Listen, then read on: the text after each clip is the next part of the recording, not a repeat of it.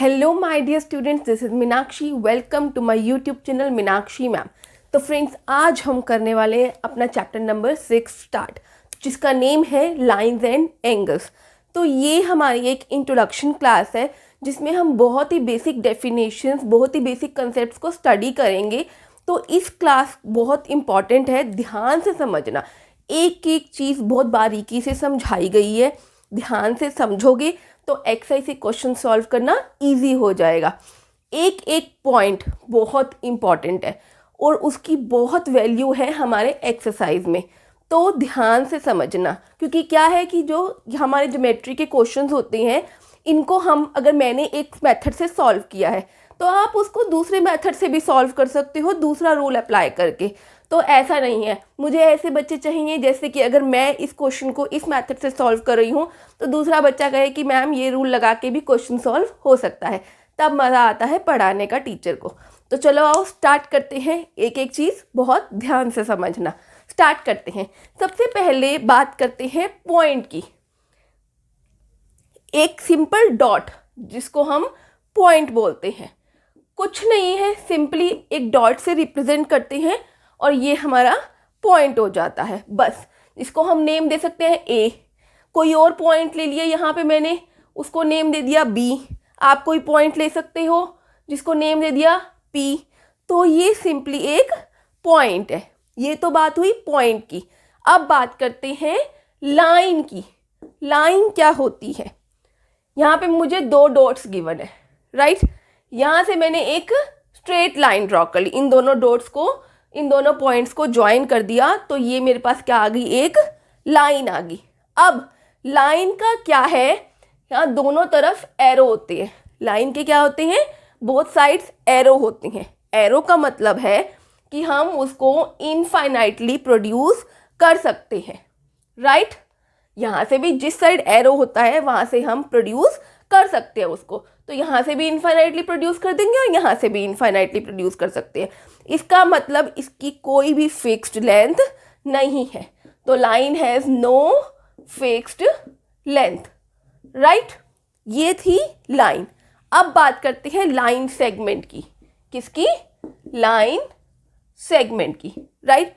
Line का ही कुछ part यहाँ से यहाँ तक मैंने ले लिया सपोज, तो इसको मैंने नेम दे दिया ए बी।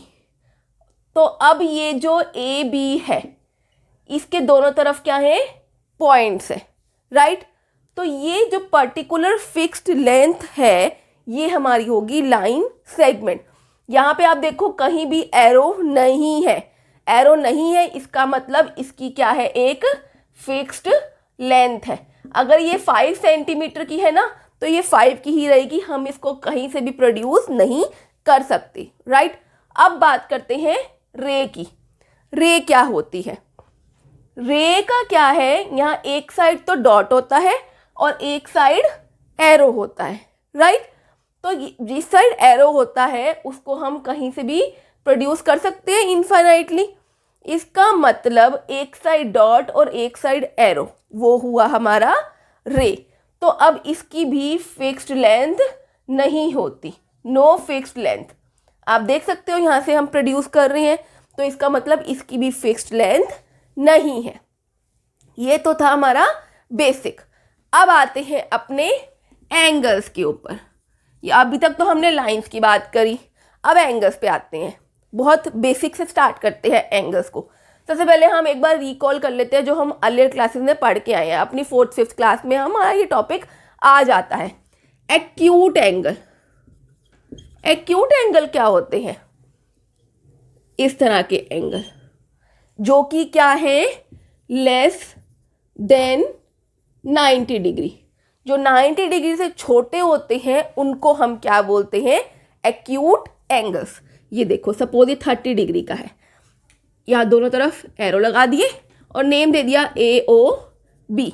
तो ये तो था मेरा लेस देन 90 डिग्री को हम एक्यूट एंगल्स बोल सकते हैं। इसको आप कुछ इस तरह से भी बना सकते हो, ऐसे भी बना सकते हो। तो वो मैटर नहीं करता कि आप किस डायरेक्शन में बना रहे हो, बस उसका जो ये वाला एंगल है वो हमेशा 90 डिग्री से छोटा होना चाहिए, राइट। अब बात करते हैं हम अपनी राइट एंगल की। राइट एंगल क्या होते हैं?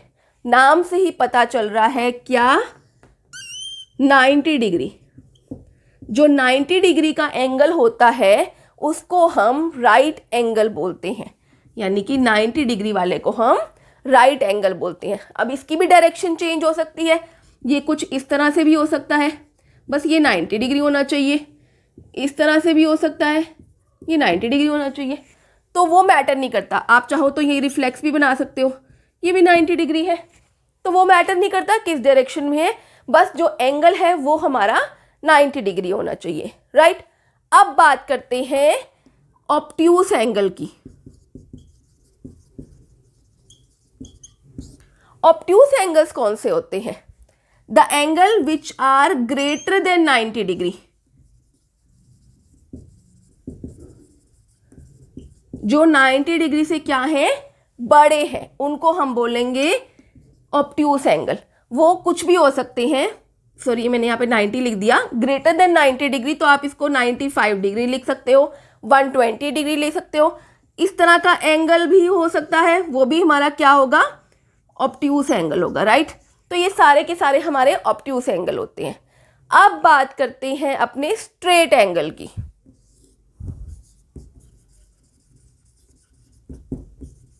स्ट्रेट एंगल, स्ट्रेट एंगल नाम से पता चल रहा है जो बिल्कुल स्ट्रेट लाइन होएगी वो हमारा क्या होगा, एक स्ट्रेट एंगल होगा।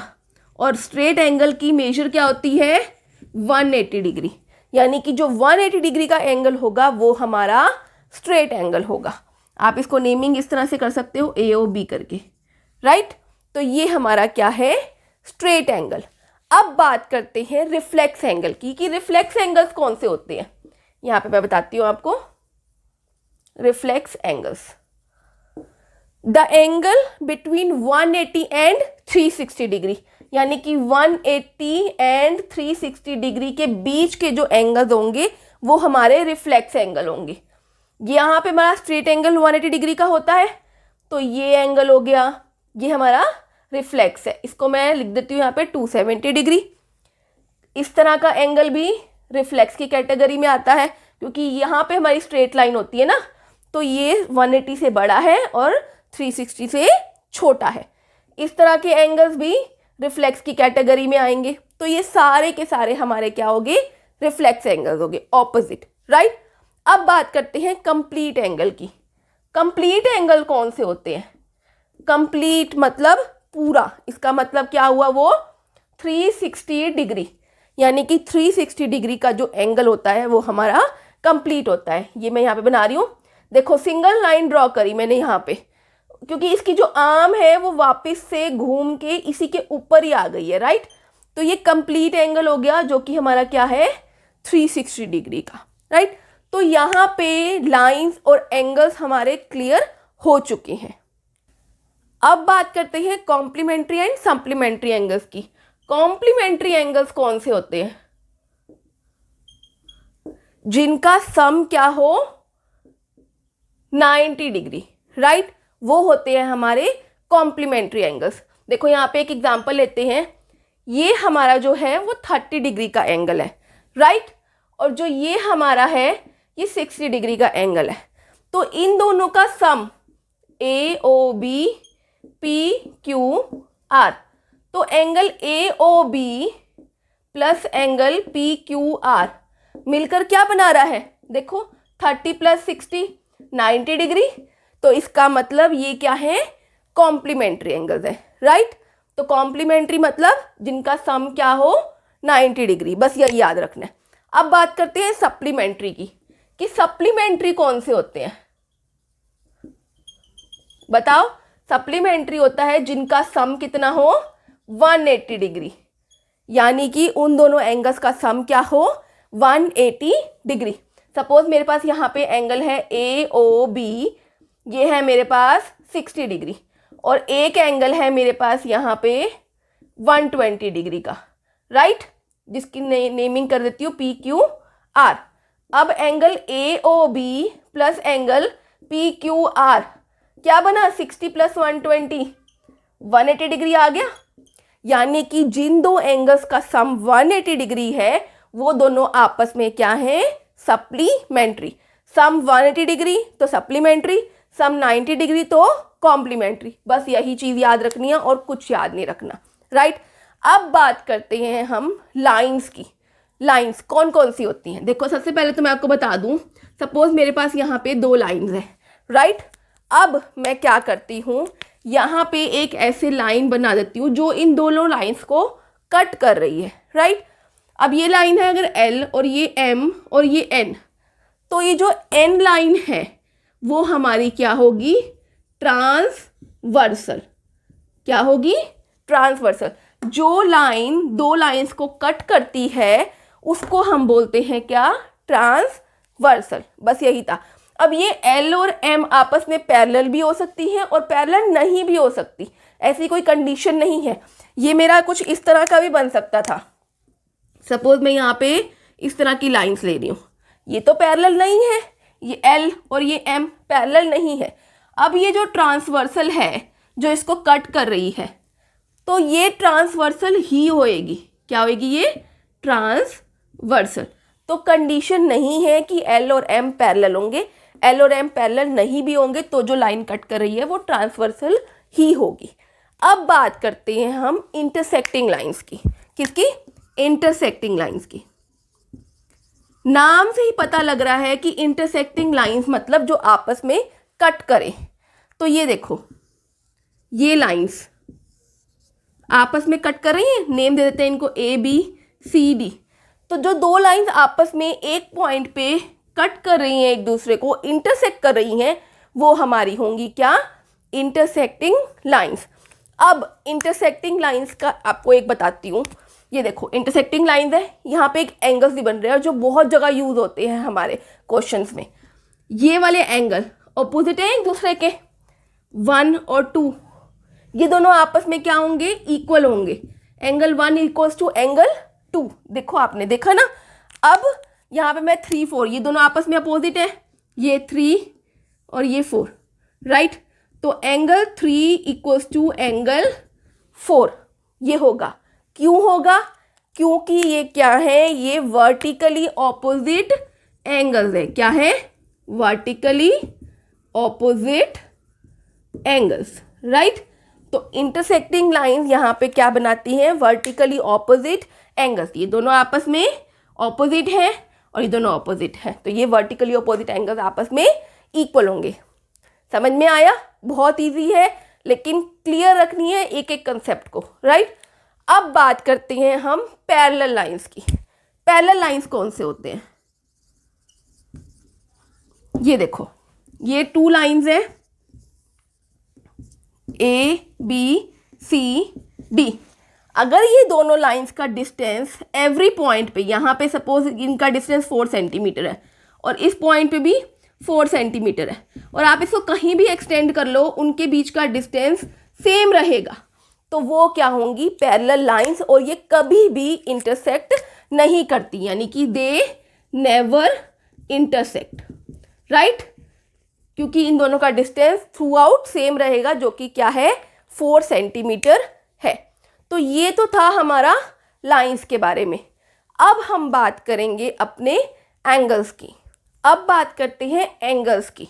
एंगल्स, सबसे पहले मैं यहाँ पे लाइंस ड्रॉ कर देती हूँ। ये 2 हमारी स्ट्रेट लाइंस हैं, ये ड्रॉ करी, और ये क्या हुई? हमारी एक ट्रांसवर्सल। मैंने अभी आपको बताया ये L और M लाइंस हैं और ये एक N हमारी ट्रांसवर्सल है। अब हम बात करते हैं एक्सटीरियर एंगल्स की। किसकी? Exterior angles and interior angles, right. तो ध्यान से देखना क्या है हमारे क्वेश्चंस में मोस्टली अब यहाँ से हमारा होगा, क्योंकि हमें ये पता होना चाहिए तो हमारे क्वेश्चंस हो सकते हैं। अगर हमें ये सब पता नहीं होगा तो क्वेश्चंस नहीं होंगे। ध्यान से देखना, ये देखो, ये बाहर की तरफ है और ये भी बाहर की तरफ है, राइट। और ये हमारा यहाँ पे ये अंदर की तरफ है, राइट। तो अब आप देखो, ये जो हमारे पास है 1 2 3 4 5 6 7 8, ये मैंने यहाँ पे कर दिया एंगल्स की नेमिंग। अब आप ध्यान से देखो, ये बाहर की तरफ है, ये दोनों एंगल 1 2 7 8, बाहर मतलब एक्सटीरियर। तो इसका मतलब angle 1, angle 2, angle 7 and angle 8 तो हमारे हो गए क्या, एक्सटीरियर एंगल्स। अब बात करते हैं इंटीरियर की। अंदर की तरफ कौन है, 3, 4, 5, 6, तो angle 3, angle 4, angle 5 and angle 6 तो हमारे क्या हुए, इंटीरियर एंगल्स। तो ये तो था हमारा इंटीरियर एंड एक्सटीरियर एंगल्स। अब मैं फिर से यही फिगर ड्रॉ कर रही हूँ, यहाँ पे आप ध्यान से देखो, ये मैंने ड्रॉ करी, ये एक ट्रांसवर्सल है। अब हम बात करेंगे कॉरस्पॉन्डिंग एंगल्स की। किसकी बात करेंगे, corresponding angles.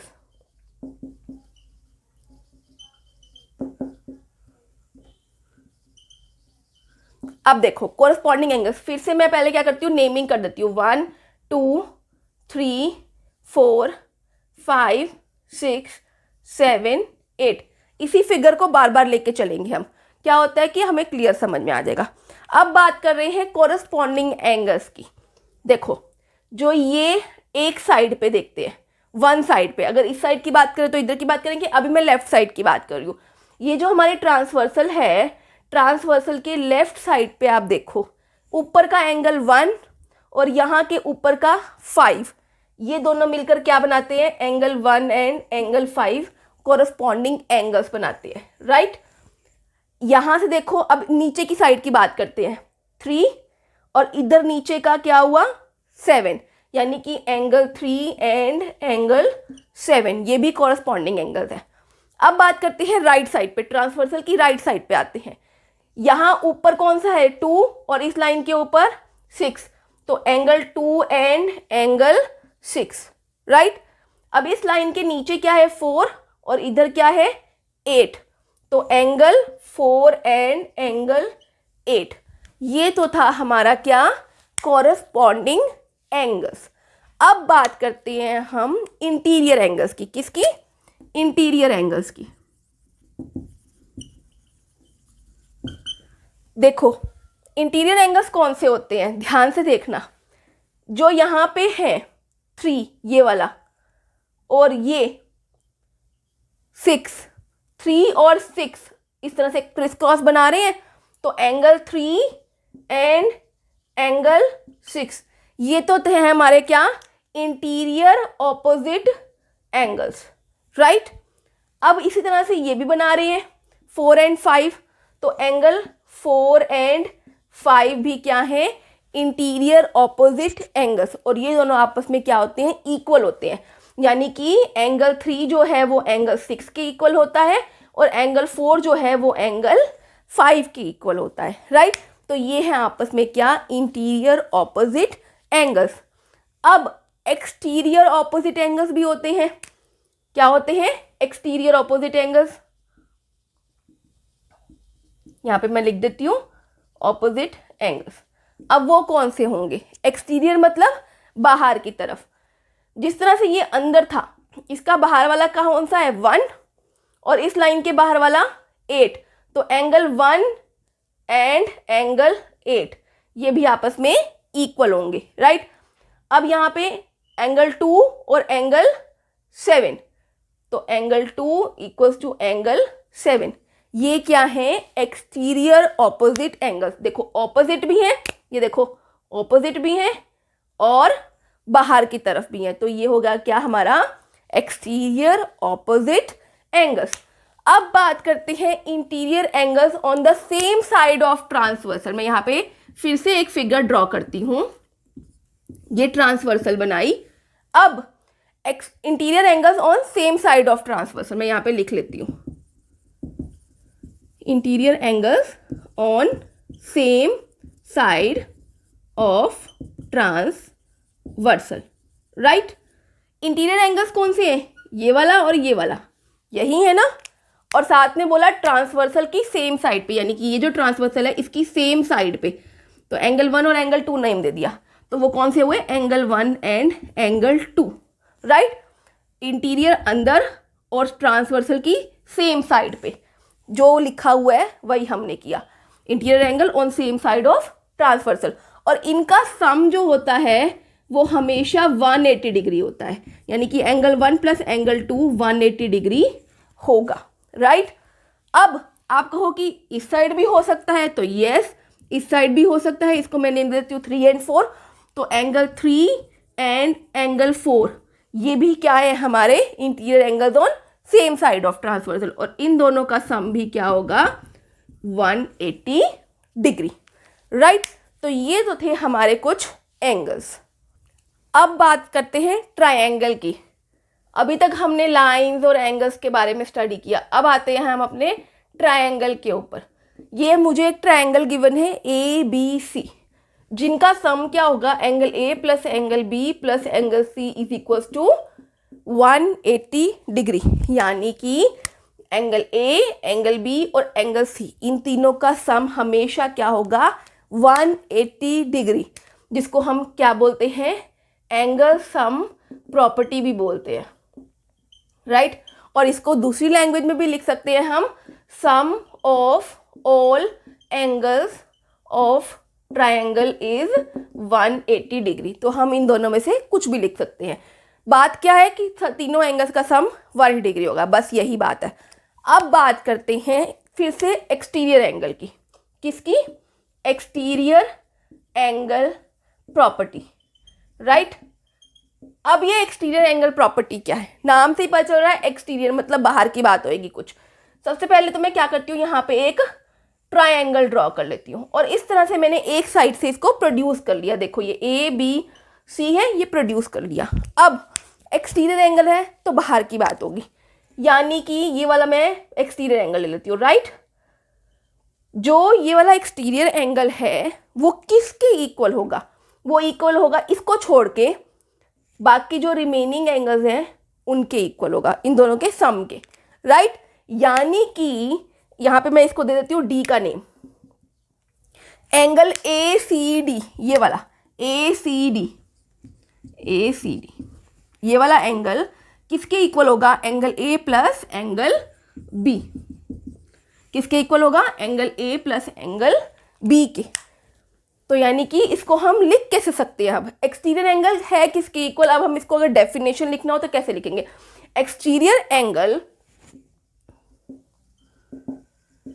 is equal to sum of opposite interior angles। यानी कि जो एक्सटीरियर एंगल है वो ऑपोजिट इंटीरियर एंगल्स के इक्वल होगा, right. Exterior angle is equal to sum of opposite interior angles. तो ये तो था हमारा चैप्टर का इंट्रोडक्शन। जो भी बेसिक चीज़ें थी मैंने आपको सारी समझा दी हैं। आई डोंट थिंक कुछ भी बचा है। बाकी अगर कुछ भी एक्स्ट्रा आएगा तो मैं आपको क्लासेस में दोबारा जैसे हम क्वेश्चंस करेंगे तो मैं आपको डीपली एक्सप्लेन कर दूंगी। आई थिंक मैंने हर एक चीज़ क्लियर कर दी है। स्टिल कोई भी डाउट है तो आप कमेंट बॉक्स में लिख के पूछ सकते हैं। वीडियो अच्छी लगी है तो अपने फ्रेंड के साथ शेयर कीजिए। See you in the next video. Till then bye bye, take care and have a good day.